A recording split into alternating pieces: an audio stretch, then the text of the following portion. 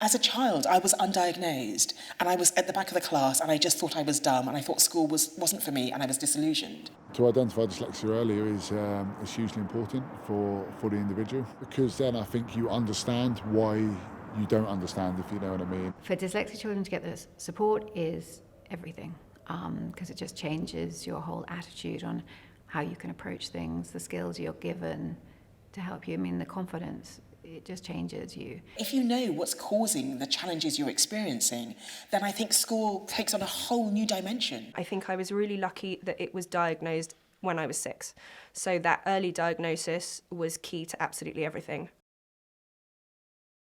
I was a teacher of 4-year-olds early on in my career, and you ask any child in that class, who's good at running? Who's good at numbers? Who's good at remembering your name? They all know.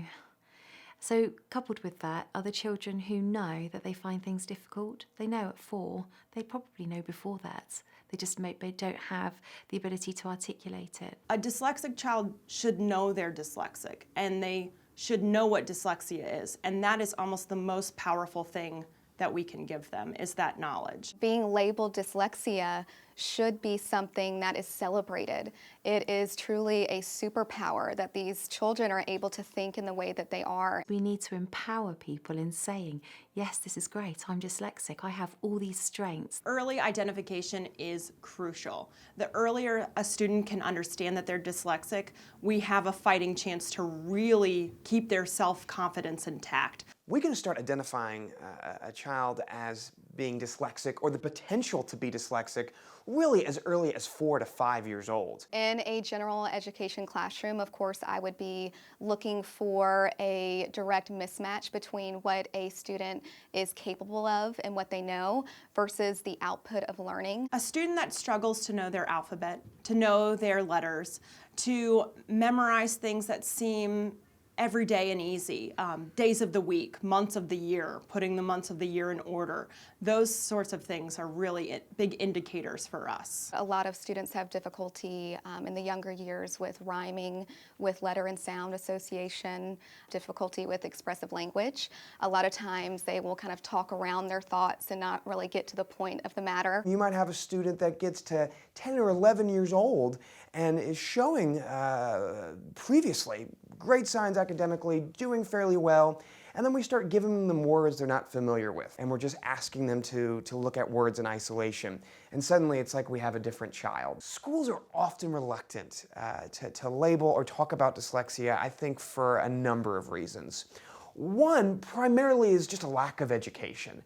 Despite the fact that up to 20% of the population is believed to be dyslexic, and despite the fact that for decades we've known not only that dyslexia exists, but how to help it, many of our teachers, many of our administrators still remain very in the dark about what it means to be dyslexic.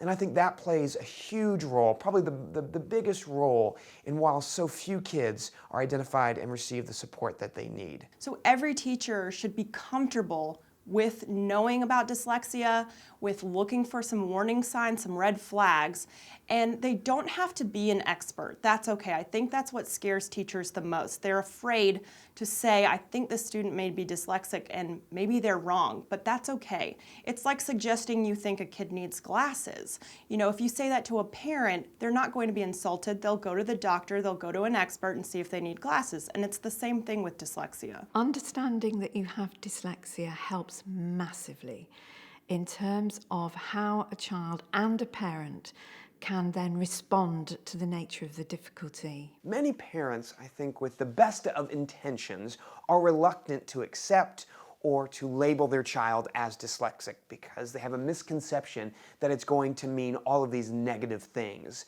Whereas in reality, it's important for parents to embrace it, to lean into it, and to focus not only on the struggles, but also the strengths, so they can help guide their child through this. Because many students will find that very label to be the most empowering, freeing part of the entire process. For the teacher, it helps to know that there's a reason why they're not memorizing their spelling words, or there's a reason why they can't read. It's not that your teaching was unsuccessful, they just need a different method. Their whole educational program can be built around them. We're no longer withholding services. We're no longer expecting them to perform in a way that's not ideal for them. So now they suddenly have extended time. If need be, they can have a test read aloud to them. We can provide them with all this support that's not only going to allow them to improve in terms of their academic performance, but also better express what they can do. It's so important to have all students screened so that we're able to be aware at an early age that these students need support and accommodations. We now have technology in the form of screeners, which means that a lot of the work that we would have waited to have an educational psychologist to do, we can actually get by sitting a child in front of a computer and letting them go through a series of screening tests. It's an affordable and reliable way of identifying dyslexia. We need to be screening all students early and frequently. Dyslexia doesn't look the same to every kid, and it really will come to a head at different ages. To understand that a child is dyslexic is not rocket science. There are steps that we can take, there are screeners that we can begin to use, there are things that we can look for in order to recognize that this child thinks differently, and that we need to provide them the support and the approach to education that resonates and makes sense to them. I've seen him become the Magnus that I always knew was inside. Sorry, I feel quite emotional about that. But the boy that I would see that was happy-go-lucky, without a care in the world, eloquent, could describe things amazingly well, intuitive, perceptive. We're starting to see that finally reflected in his academic work. We're having teachers saying to us, my goodness, he's got the most fabulous imagination and English is a real strong point. Now that was a place that I couldn't ever imagine that we would ever have been in. It's incredibly important to identify dyslexia with anybody, but particularly with young children, because confidence is the most important thing. And if you tell a child that they're not good at something, and you tell a child that they're stupid, then they'll feel like they are. And so I think it's really important to say you're not stupid. Your brain simply works differently than other people. You may not be a brilliant speller, you may not be a very fast reader, but you will learn how to read and you will learn as much spelling as you need to, but you'll be better at different things. And I think that's unbelievably important to know as a kid.